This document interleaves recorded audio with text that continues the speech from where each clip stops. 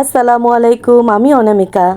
অনামিকা স্বপ্নকুটিরে নতুন আরেকটি vlog video নিয়ে চলে আসলাম। আজকে আমি দেখাবো আমি ঈদের যেভাবে গরুর গোশ রান্না করেছি, ঝাল গরুর গোশ, সেটা। আর আড্ডা তো হবেই, গল্প হবে। তো আমি এখানে প্রায় 3 কেজি গরুর গোশ নিয়েছি, আর সাথে দিয়েছি অনেকগুলো কাঁচামরিচ, আর দেব অনেকগুলো পেঁয়াজ। যেহেতু 3 কেজির মতো গোশ, তো পেঁয়াজের পরিমাণটা তো একটু বেশি দিতেই হবে, কারণ পেঁয়াজ যত বেশি গ্রেভিটা তত মজা, ঝোলটা তত মজা হয়। মানে আমার কাছে আর কি মনে হয় পেঁয়াজটা বেশি দিলে সেটার ঝোলটা খেতে খুব মজা হয়। আর আমি লবণ দিয়ে দিয়েছি, আর আপনারা আপনাদের স্বাদ মতো লবণ দিবেন, অবশ্যই টেস্ট করবেন, কারণ আমি কিন্তু লবণ টেস্ট করতে ভুলে যাই, বা আমি লবণ টেস্ট করি না, কারণ আমার দিতে দিতে অভ্যাস হয়ে গেছে, ঠিকঠাকই হয়। এবার আমি দিয়ে দিব 8 চামচ, চায়ের চামচের 8 চামচ হলুদের গুঁড়ো। যদিও আমি মেপে ঝুপে রান্না করি না, কিন্তু আজকে কেন যেন রান্নার সময় বলে বলে দিয়েছিলাম যে কতগুলো দিচ্ছি। তো এখানে আমি দিয়ে দিচ্ছি এখন লাল ঝাল যে মরিচটা আমাদের দেশে, শুকনো লাল ঝাল মরিচ, সেটা দিয়ে দিচ্ছি। সেটাও আমি দিয়ে দিচ্ছি প্রায় 6 চামচ। আর তারপরে দিয়ে ধনিয়ার গুঁড়ো দিব, সেটাও আমি দিব প্রায় 8 চামচ।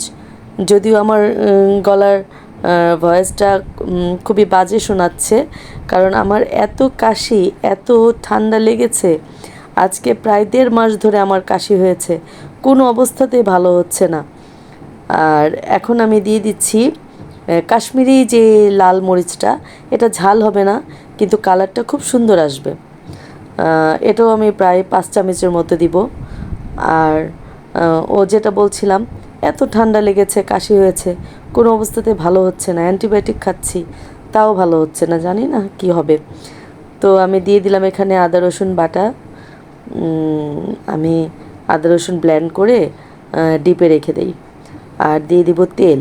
প্রথমে তেলটা আমি একটু কম দিব, কারণ গরুর গোশের থেকে অনেক সময় একটু তেল বের হয়, তাই একটু কম কম দিব। পরে যদি প্রয়োজন হয় কষানোর সময় দেখি যে আরেকটু লাগবে, তাহলে আমি তখন দিয়ে দিব। আর আমি এটা বেশ খানিকক্ষণ মাখিয়ে ম্যারিনেটের জন্য রেখে দিব। আপনারা চাইলে রেখেও দিতে পারেন, নাও রাখতে পারেন, সাথে সাথেও রান্না করতে পারেন। আমি কিন্তু বেশিরভাগ দেখা যায় সাথে সাথেই রান্না করি, যেহেতু ঈদের জন্য রান্না করছি, তাই একটু রেখেই করেছি যেন আরেকটু টেস্টি হয়। তো আমি সব কিছু উপকরণ একসাথে মাখিয়ে রাখছি। আর আমি এটাতে কিন্তু গোটা গরম মশলাও দিয়েছি, এটা আমি দেখাতে ভুলে গিয়েছি, গোটা গরম মশলা দিয়েছি। আর আপনারা কে কীভাবে রান্না করেন ঝাল গরুর গোশ, আমাকে কমেন্টে জানাবেন। আমি আপনাদের মতো করে রান্না করার চেষ্টা করব, করে খেয়ে দেখব কেমন হয়। আমার মতো আপনারা একটু চেষ্টা করে দেখবেন আমারটা কেমন হয়েছে। তো আমি এটা পুরোটা মাখিয়ে নিচ্ছি। আমি অনেকক্ষণ রেখে দিয়েছিলাম ম্যারিনেট করে, প্রায় আধা ঘন্টার মতো। তারপরে আমি এটা চুলায় বসিয়ে দিলাম। তো আমি চুলায় বসিয়ে এটাকে কষায় নেব। কষাতে কষাতে তো অনেক সময় লেগে যায়। তারপরে তো যখন কষানোটা প্রায় নরম হয়ে যাবে, তারপরে তো আমি এটার মধ্যে আলুও দিব, অল্প পরিমাণের আলু দিব। আর গরুর গোশ কিন্তু আমার এভাবে রান্না করে, সেটা ঝোলহালা হোক বা ঝোল ছাড়া, যেটা আমরাকে ভুনা বলি, গরুর গোশ ভুনা, সেটা হোক, আমার কাছে খুবই মজা লাগে। আপনারা সেটা রুটি, পরোটা, চিতই পিঠা, ছিট রুটি, ভাত, পোলাও, সব কিছু দিয়েই খুবই টেস্ট লাগে। গরুর গোশ পছন্দ করে না এমন মানুষ মনে খুব কমই আছে। তো তারপরে আমি এটাতে অনেক পানি উঠে গিয়েছিল, আমি আলুটা দিয়ে দিয়েছি। আলুটা আমি দেখাতে ভুলে গিয়েছি, এই মাত্রই দিয়েছি, দিয়েই মনে হয়েছে আরে আমি তো দেখালাম না। আবার ভালোবাসার মানুষরা বলবে কখন আলু দিল, দেখালো না, বলছে যে আলু দিলাম।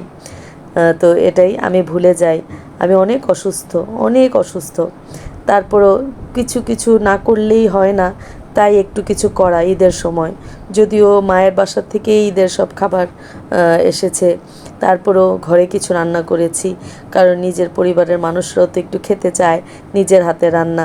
তাই কষ্ট করে হলেও নিজে বাসায় কম বেশি টুকিটাকি অনেক কিছুই করেছি এদের জন্য।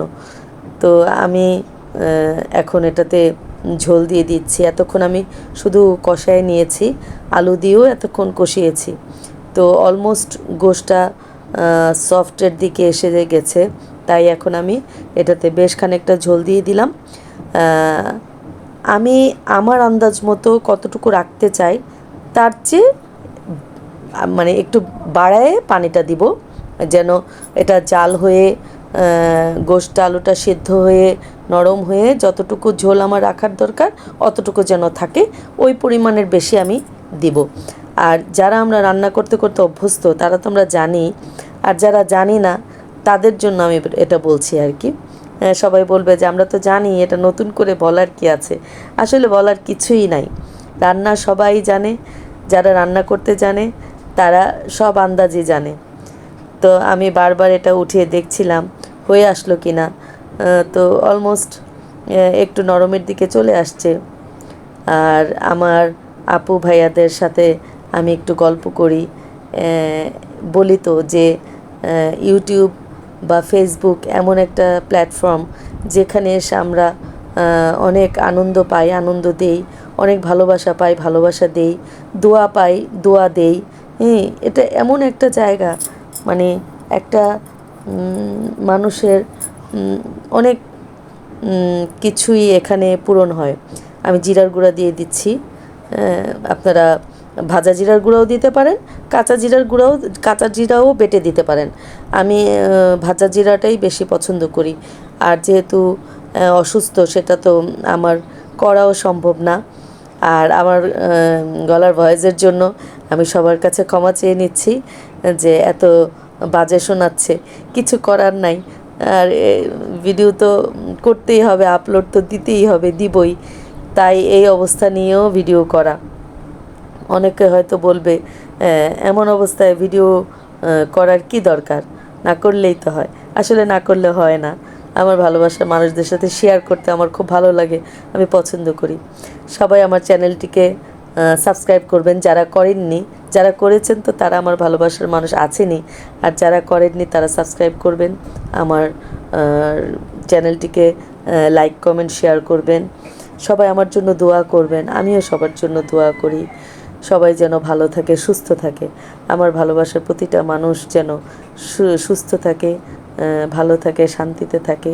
তো আমার গোসের আউটলুকটা দেখেন, লুকটা দেখেন, খুবই সুন্দর হয়েছে। এখন কিন্তু আমি চুলা অফ করে দিয়েছি, নামিয়ে ফেলবো। তো সবাই ঈদ ভালো থাকুক, যদিও এই ভিডিওটি ঈদের অনেক পরে আসবে। আমি অনেক পরে আপলোড দিয়েছি। সবাই ভালো থাকবেন, সবাই আনন্দে থাকবেন, ভালো মতো ঈদ উদযাপন করবেন, পয়লা বৈশাখ উদযাপন করবেন, আমার জন্য দোয়া করবেন, লাইক কমেন্ট শেয়ার করবেন, সাবস্ক্রাইব করবেন। আসসালামু আলাইকুম।